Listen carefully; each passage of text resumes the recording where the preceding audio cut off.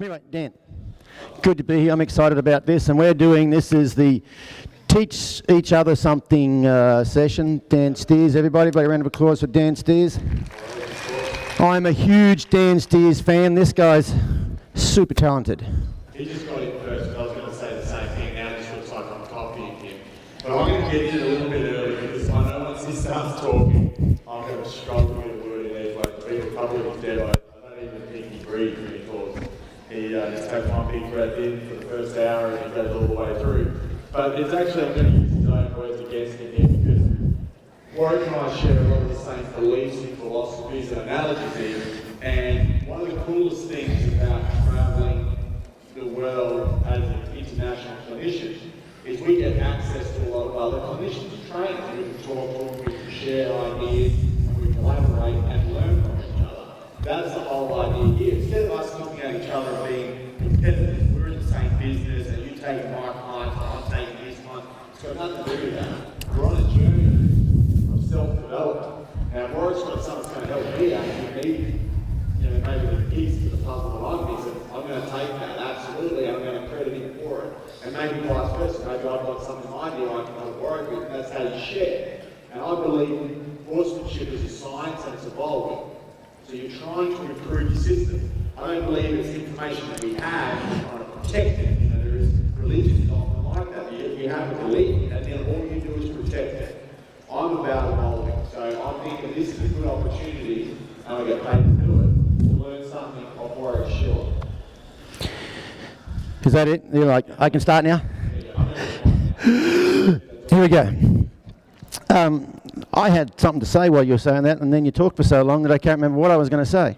I did a talk at a clinic one of these in America recently at Western States Horse Expo, and I was talking about how, like Dan just said, this whole horsemanship thing is a journey, and it's a journey of self-development. This is not about horses really. You could be doing karate. Anybody done karate to a high level? It's a journey of self-development. It's not about fighting people. And a lot of people start this journey, don't even know they're on a journey. Most of the people, I'll tell you where my journey started. I wanted to train reining horses. And in learning to train those reining horses, I had to, I looked for different things, but I didn't start training horses. I'm not saying I can train them well, but I didn't start training them better until I changed things about me, personally, you know what I mean?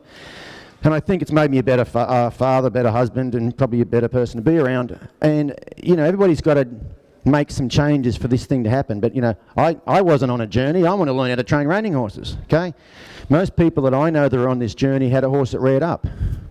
Or you might meet someone who's, hey, that horse rears up like that. I don't want mine to do that. That's the start of it. Once you get into this stuff, it's not about horses anymore. It has nothing to do with horses.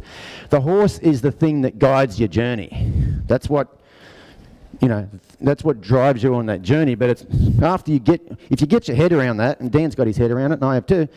Once you get your head around that, you don't have any expectations because there's no destination. It's not like when I get this good, I'll be happy. It's like, it's just developing. Exactly. I've always said that in my clinics. I feel like if I knew it all, I'd quit.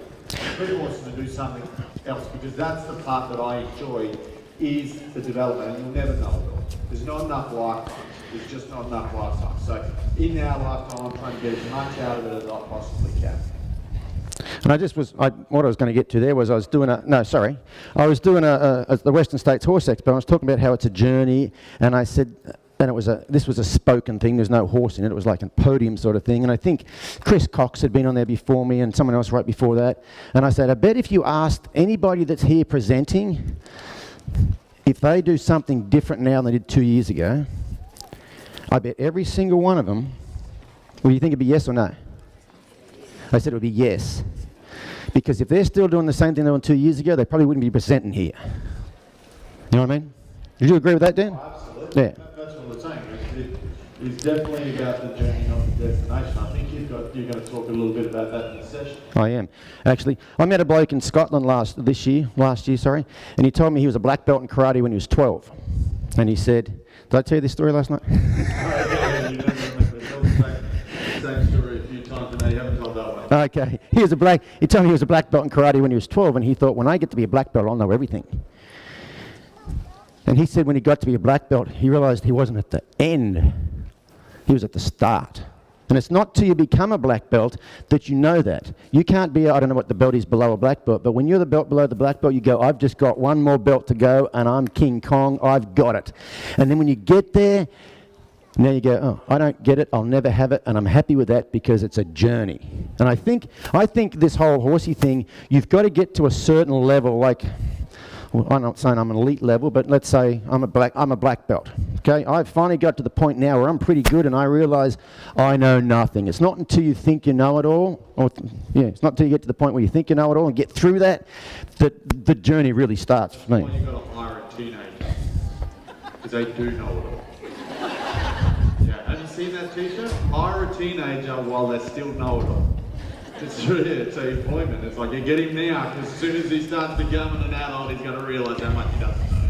So get him. Yeah, anybody think their dad was stupid at one point in life? For a few years there, usually they're the teenage years, and then you start getting a little bit older, and Dad gets a lot smarter. And then he must be learning a lot of stuff, because he was an idiot there for a while, but now Dad's getting pretty cluey. Start ringing him up, asking him stuff. Yeah. Instead of telling him stuff. Yeah. So anyway, we're supposed to be teaching each other stuff here today. That's what we're here for, isn't it? Yeah, I think so. Okay. And I'm in a bit of a weird position here because I really don't think there's anything I can teach Dan Steers. Okay, good. I don't know if you get to learn it from me. And they like to stitch me up here in New Zealand because 2 years ago I had to do a thing like this and they're going to have some horses come in, and one of the horses that comes in for my problem-solving clinic is Vicky Wilson. On that damn Palomino, she rides bareback and bridleless. I'm like, you've got to be kidding me. You know, I walk out here like, g'day, I'm Warwick Schiller and I do this for a living. I go around the world and I'm very confident. I know what I'm doing. And right now, I don't know what to do. Because I've got to try to teach Vicky Wilson something. That ain't going to happen. I kind of feel the same thing here. But what I want to tell you guys about, I'll tell you a bit about the secret to my success. If you were to consider me successful, this is the secret to it for me, is there was a meme I saw on Facebook a couple of years ago. It's about people, and it said, beware of destination addiction. Destination addiction is the idea that you will find happiness in your next house, your next job, or with your next partner. Until you give up the idea that happiness is somewhere else, it will never be where you are. Anybody ever heard that one? Okay, that's the secret, and this is, you what? Yoda, Rolling Stone collects no moss. I like it. Now I've lost my train of thought. Oh, sorry, yeah. When you get getting drunk too. And then he's told me the best story to tell you. You're like, yeah, I heard it 14 other times. I went to tell him a story last night, and I thought this is a really good story. We were having a couple of adult beverages, and he said, you told me this story 14 times last night. You would tell the story, then forget you told me the story, then you'd try to tell me the same story again. It's a good story, though, isn't it? Wouldn't let us leave if we hadn't heard the story. So, destination addiction, you all got, and can you get what that means right there? If you're not ever happy with what you've got now, you're probably never going to be happy because you get a better job, but then you meet someone who's got a better job than you. You get a nicer car, wife, whatever, husband, and it's never ending. And you can have a lot of good stuff in your life, and if you're not happy with that, life's miserable. So if you're happy with what you got, anyway, so that's a human thing. That's some of that personal growth journey thing. Not quite yet. For me, that's the secret to my training horses. I always tell people I'm not terribly talented, and I don't do that in a fake, humble way so you go, oh, Warwick, no, you're really good.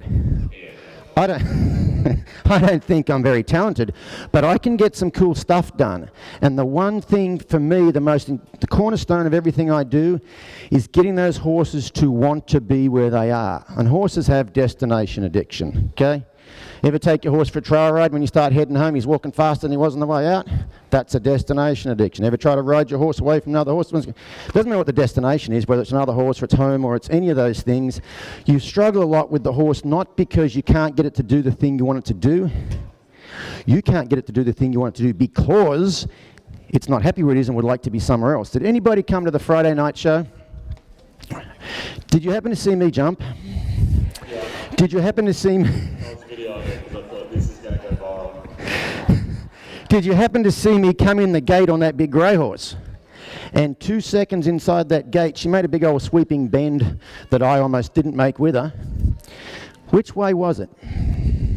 towards that gate. Then we're doing this slalom jump-offy thingamajigger, and I'm racing Amanda Wilson. And they kind of had it handicapped a bit. She's riding a Mustang that's had like 2 rides, and I'm riding a horse that knows how to jump. So it was almost even by this point in time. And I've got... I'm on this side, not that side, and there's a thing here, and I've got to go that way over a jump, and Amanda's got to go over a jump, something like that. Ready, set, go. And I'm looking this way, thinking this way, and I started counting off, and that mare went, whoo, and the people in the VIP thing here almost got to see me upside down in front of them right there. You were right there? Oh, did you? Did you get it? Yeah, you didn't fall off. Did you? Hey, did any point in time do you think I was going to fall off right there? Yeah, that's what I was. Oh, I did. I was sure I was going to fall off right there.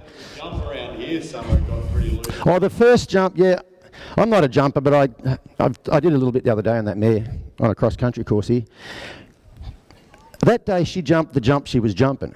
That night there, she jumped a little bit bigger jump than was actually what was in front of her, but I was jumping the jump that was in front of her, and I kind of ended up... I've got a really good picture of my ass sticking up in the air, my feet in a flank, and my head is below her withers, and I'm kind of giving her a hug. Looks like... I thought you were just excited that she jumped the jump, and you were like, yeah. Anyway, all the problems I had with that horse had nothing to do with jumping, and had to do with that mare wanting to be over there. And Dan, this is everything I do has to do with getting them to change their mind about that. And for me, how I'm going to do that is I'm going to allow that horse to express her opinion.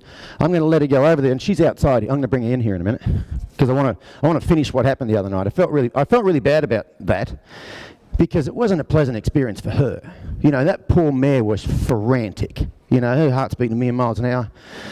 I don't feel good about her feeling that way. So I'd like to kind of make amends. Not that she holds a grudge or anything like that. Horses don't do that. But I would like to try to help her through some of that anxiety. And all I'm going to do is going to bring her in here. And when I get her in here, I'm probably going to get on her about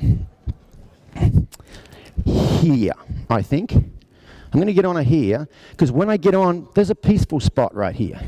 Okay? When I get on, she's going to leave that peaceful spot and she's going to go over the place she thinks is good. And then what I'm going to do, I'm just going to redirect that energy and do a little bending around here. And I might be here for quite a while. The reason I'm talking so much now is because once I get started, I might be there for the next hour. Then Dan can show you some cool stuff with double image here. I'm going to do one thing, okay? That's going to be it. That's all I'm going to do. And I'm very careful, being not very talented, I have to be particular about what I do. This mare was a chronic rarer. Did anybody see here last year? This mare could stand straight on her hind legs to the tipping point and not tip over. She's really good at it. That's what I like. Did you see the picture of that? No, I haven't. Oh God, I'll have to show you. But anyway, she could stand right up there, and it all had to do with the left rein. Okay, she's a little funny on that left side. So when she does go to that gate right there, I'm going to go with the tool I've got that works the best, and it's not the left rein. So I'm not going to try to redirect her to the left. One of the principles I think of training horses is don't use a tool to fix something if the tool doesn't work perfectly well. Okay, I've got to have a good tool. And I mean, she steers left, okay, but she has some issues on the left. I don't want to try to solve two. There's another principle. I don't try to solve two issues at the same time. I've got a problem with my left bend and I've got to want to go to the gate. I'll get the left bend fixed later on. I don't want to try to bite off more than I can chew. So that's all I'm really going to do with her. And when she goes to that gate, I'm just going to redirect her energy. She's going to have some nervous energy. She'll go round. And when she starts to change her mind about wanting to move away from that gate a bit, I'm going to offer her a place to go. If she wants to go back, she can walk small circles. She wants to go away. And hopefully in the next hour, I can get her to stand out here like this without trying to run out the gate. I was going to do a little song and dance here, so you guys watch me. And while he does it... Hey, did you see that break dance move right there? Let's see that again, Dan. I don't know if I got it in here again. You only got one in you? I'm pretty sure I don't know. Okay, so that's all I'm going to do. Oh, you want to... This lady's going to show you that picture of this horse rearing up. Wish we could put it up on the big screen. It was awesome. Oh, you're going to go get on that? Yeah, I am. Otherwise the person's going to be... Oh, yeah. Oh, yeah, she's... Got a little bit of hollow there, so just...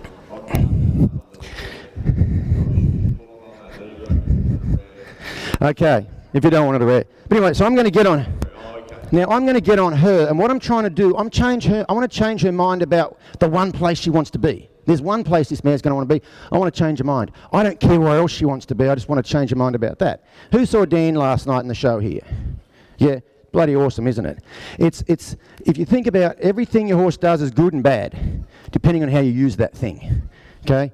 I almost fell off the other night because this horse wants to run to a spot as fast as she can and get there and stand there. It's a bad thing, isn't it?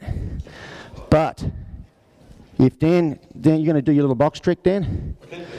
Dan's got a box over there, and it doesn't matter where in this arena you put it. You turn that horse loose, he's going to run a mere miles an hour straight over that box. And everybody claps and cheers and thinks, Dan's amazing.